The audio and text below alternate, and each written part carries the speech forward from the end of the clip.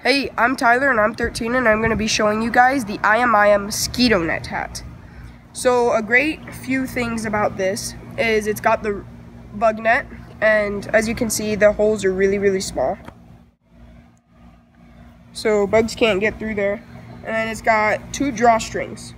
It's got this one to tighten the bug net around your neck so bugs aren't still getting in through the bottom. And then it's got this chin strap that if it's pretty windy, you can tighten around your chin and it'll hold it there. Perfect. And then it's got really good ventilation, as you can see. Yep, and it's got that mesh there too, so you're not gonna get any mosquitoes coming in through the top.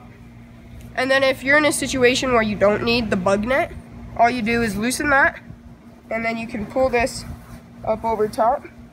And you can just let it hang down the back, or you can probably even cinch the drawstring around kind of the top part of the hat.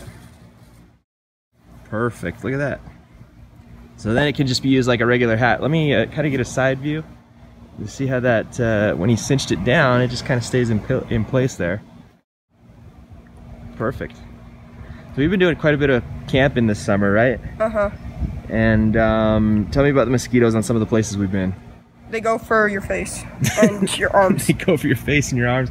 They tend to come out like right at dusk, and so this bug net's going to be, or this bug net hat is going to be amazing for our camping experiences. So awesome. Another great thing about it is up top, it's tight enough that it's going to stay on, but it's not giving you a headache because it's so tight. That's true too. And then if you wanted to not be wearing it for a bit, you can kind of loosen that string and just let it hang.